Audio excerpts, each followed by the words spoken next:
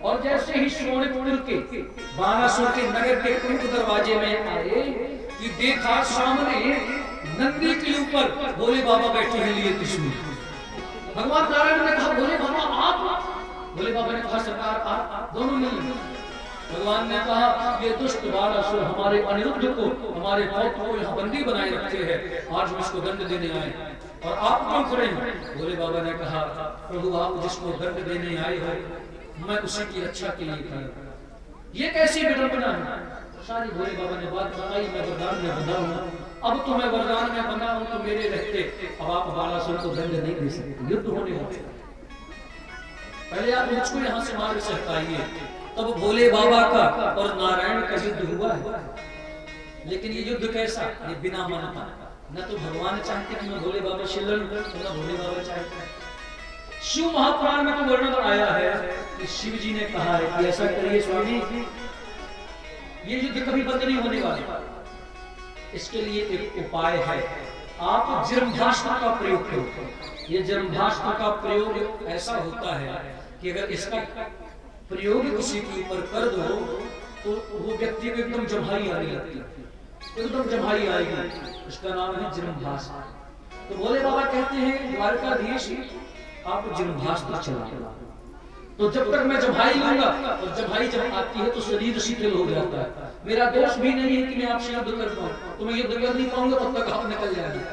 शिव पुराण में भगवान, लेकिन भागवत जी में तो भगवान नारायण ने स्वयं जर्मभास्त्र का प्रयोग किया है और शिव जी जम्हाई लेने लगे। मोहयित्वा तु गिरिशं जृंभणास्त्रेण जृंभितम्।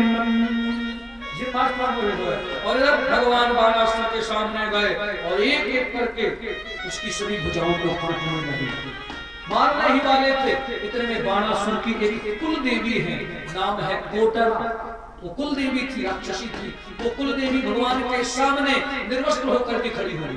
भगवान ने मुंह फेर लिया, निर्वस्त्र स्त्री को नहीं देखना चाहिए। जैसे मुंह खोला इतने में बाणासुर भग गया। तब तक भगवान भोलेनाथ का भी जर्मभास्त्र का प्रभाव कम हुआ। भोले बाबा सामने आ गए, बोले प्रभु इस दुष्ट ने भले इतना बड़ा दुस्साहस किया, अनिरुद्ध जी को बंदी बनाया, लेकिन मैंने इसको वरदान दिया है कि मैं इसकी रक्षा करूंगा। इसलिए सरकार आप इसको बहुत अहंकार था कि मेरी भुजाओं में खुजली हो रही है, कोई मुझसे युद्ध करे, तो आपने इसकी खुजली शांत कर दी। इसकी सारी भुजाएं लगे कि वो 2 बच्ची हैं, अब इसको प्राण दंड मत दो। कम से कम मैंने इसको वरदान दिया है तो मेरे वरदान की तो लाज बची रहे। भगवान ने कहा भोले बाबा आप बिल्कुल मत चिंता करिए, मैं पहले से निर्णय करके आया था कि मैं इसको प्राण दंड नहीं दूंगा। क्यों? अरे मैंने भी तो इसके पूर्वज प्रहलाद को वचन दिया है कि तेरे आने वाली 7 पीढ़ियों तक का मैं कल्याण करूंगा। ये तो उसी वंश का है, इसलिए मैं भी इसको मारना नहीं चाहता। बाणासुर सारी लीला समझ गया, हाथ जोड़ करके खड़ा हो गया, स्तुति करने लगा।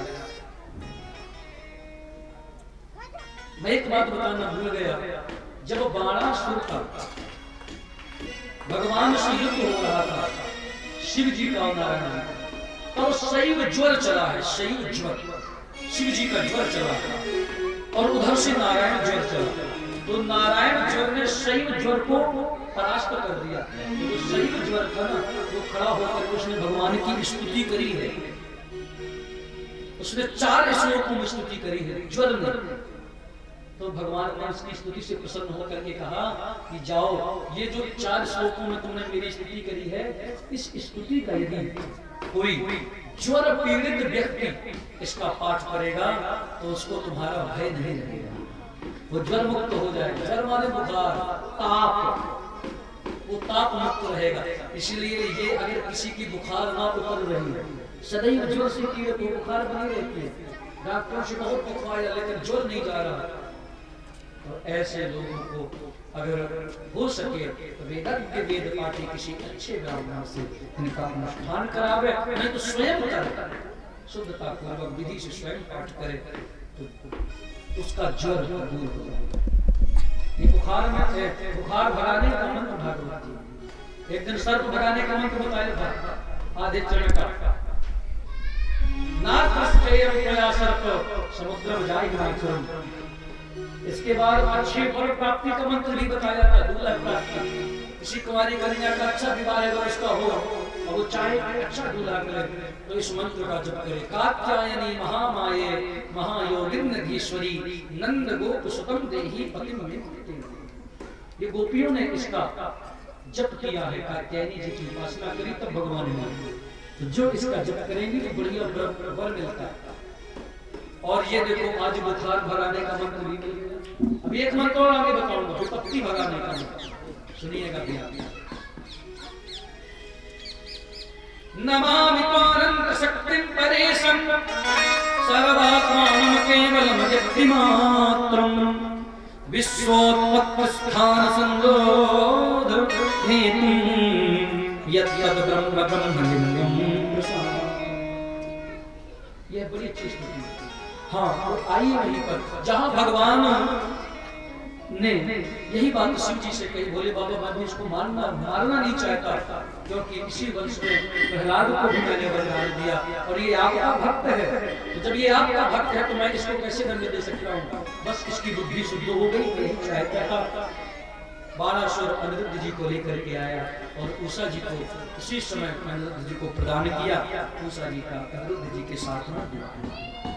बोलिए भक्तवत्सल भगवान की जय हो। एक बार भगवान द्वारिकाधीश अपने समस्त यदुवंशी बालकों के साथ में एक बगीचे में भ्रमण करने के लिए गए। बस इसको सुनने पर मैं आगे बढ़ूंगा, बहुत जल्दी सुदामा चरित्र में भी पहुंचूंगा।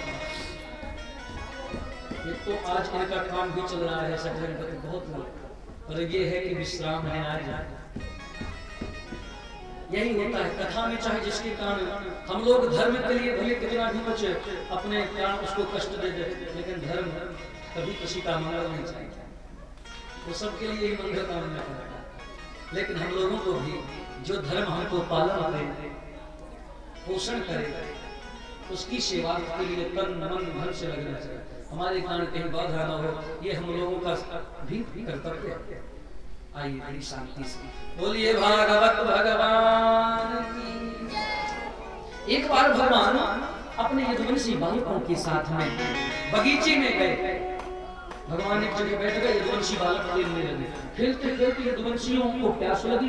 देखा एक सूखा कुआं था, उस कुआं में झांके तो जल नहीं था, वो कुआं सूखा था, लेकिन उसके भीतर एक बहुत विशाल गिरगिट पड़ा था। गिरगिट जानते हैं ना? गिरगिट क्या कहते हैं? गिरगिट। अब वो गिरगिट सभी बालक दौड़ करके भगवान के पास गए। देखिए इतना विशाल गिरगिट है, ये तो आज तक नहीं देखा। भगवान आए और भगवान का दर्शन करके ठाकुर जी ने उसको बाहर निकालना चाहा, और भगवान का स्पर्श पाते हुए गिरगिट सुंदर से दिव्य स्वरूप में परिणत हो गया। भगवान ने कहा भैया तुम कौन हो? तुम तो गिरगिट बने पड़े, तो इतनी जल्दी इतना सुंदर रूप कौन हुआ? तब वो हाथ जोड़ करके अपना परिचय देने लगा। नृगो नरेंद्रो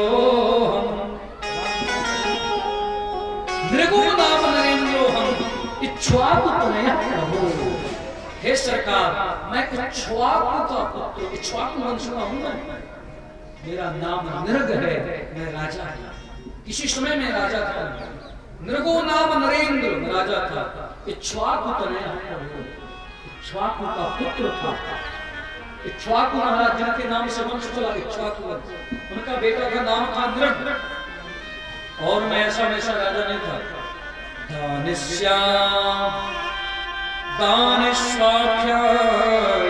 मानेषु, मैं बहुत बड़ा दानी था, बहुत मेरे जैसा कोई दानी नहीं था उस समय। भगवान ने कहा तुम इतनी बड़ी दानी थी और तुम यहाँ गिरगिट बनना पड़ा तुमको? मैं नहीं मानता कि तुम दानी था, तुम कैसे दानी था? उसने कहा सरकार विश्वास मानिए, यावत्यः सिकता, जितनी वर्षा ऋतु में बरसात होती है ना, तो वर्षा ऋतु में कितनी बूंदें गिरती, कोई उन बूंदों को गिन नहीं सकता।